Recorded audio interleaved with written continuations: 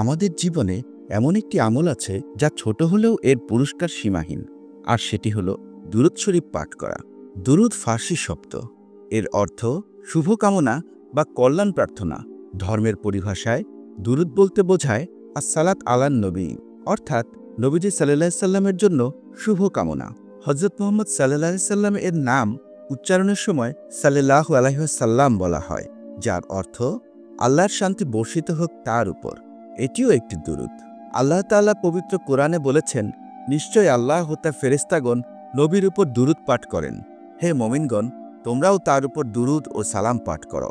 এই আয়াত প্রমাণ করে দুরূদ শরীফ পাঠ করা শুধু ইবাদত নয়, এটি এমন একটি কাজ যা আল্লাহ তাআলা নিজেও অংশগ্রহণ করেন। আর এ থেকেই বোঝা যায় দুরূদ শরীফ পাঠ কত ফজিলতের একটি বিষয়। তাই আজ আমরা দুরূদ শরীফ পড়ার অপার ফজিলত এবং কি বিষয় মাথায় রেখে দুরূদ পাঠ করলে আমাদের দুরূদের প্রতি আকর্ষণ বাড়বে সে সম্পর্কে জানব। তার আগে আপনি যদি চ্যানেলটি সাবস্ক্রাইব না করে থাকেন তবে সাবস্ক্রাইব করে নিন।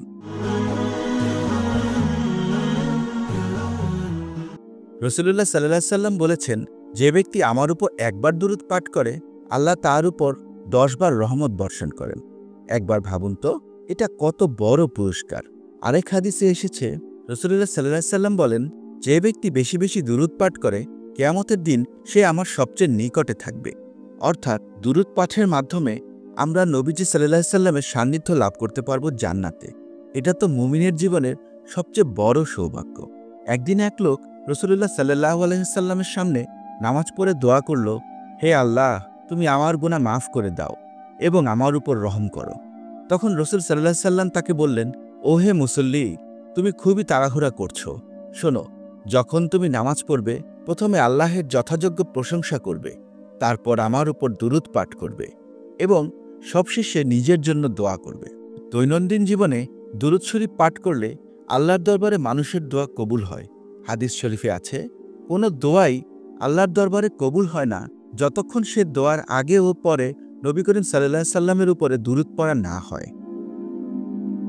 আমরা অনেকেই দুরূদ শরীফ পাঠের বিষয়ে খুব একটা আকর্ষণ বোধ করি না, তবে কিছু বিষয় মাথায় রেখে যদি আমরা দুরূদ শরীফ পাঠ করি তাহলে দুরূদ শরীফ পাঠের বিষয়ে আমাদের আকর্ষণ বাড়বে ইনশাআল্লাহ।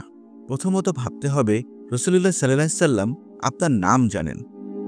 রাসূলুল্লাহ সাল্লাল্লাহু আলাইহি সাল্লামের উপর আপনি যখন দুরূদ পাঠ করেন তখন একজন বিশেষ ফেরেশতা রাসূলুল্লাহ সাল্লাল্লাহু আলাইহি সাল্লামের কাছে গিয়ে আপনার নাম উল্লেখ করে এই দুরূদের সংবাদ পৌঁছে দেন। নবীজি সাল্লাল্লাহু আলাইহি সাল্লাম বলেছেন, তোমরা যেখানেই থাকো তোমাদের দুরূদ আমার কাছে পৌঁছায়। অপর এক হাদিসে এসেছে, তোমাদের দুরূদ ফেরেশতারা আমার কাছে পৌঁছে দেয় এবং তোমাদের নাম উল্লেখ করে। এছাড়াও ভাবতে হবে, একবার দুরূদ পড়লে আল্লাহ 10 গুণ রহমত বর্ষণ করেন। রাসূলুল্লাহ সাল্লাল্লাহু আলাইহি সাল্লাম বলেন, যে ব্যক্তি আমার উপর একবার দুরূদ পাঠ করে আল্লাহ তার উপর 10 বার রহমত বর্ষণ করেন, তার 10টি গুনাহ মাফ করে দেন এবং তার 10টি মর্যাদা বৃদ্ধি করে দেন। এছাড়াও দুরূদ শরীফ পাঠ করার সময় আরও একটি বিষয় আমাদের মাথায় রাখতে হবে, দুরূদ শরীফ সকল সমস্যার সমাধান এনে দেয়। যে ব্যক্তি দুরূদ শরীফ বেশি বেশি পড়ে আল্লাহ তার জীবনের সকল সমস্যার সমাধানের দায়িত্ব নিয়ে নেন, এমনকি সে যদি আল্লাহর কাছে আলাদাভাবে এর জন্য দোয়া নাও করে। হাদিসে এসেছে, এক ব্যক্তি রাসূলুল্লাহ সাল্লাল্লাহু আলাইহি সাল্লামের কাছে এসে বলল, হে আল্লাহর রাসূল, আমি আমার দোয়ার একাংশ আপনার জন্য দুরূদে নির্ধারণ করেছি।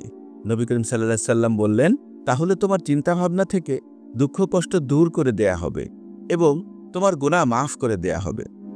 দুরূদ শরীফ শুধু একটি আমল নয়, এটি আমাদের জীবনের জন্য রহমত, সমস্যা সমাধান ও জান্নাতের সুসংবাদ।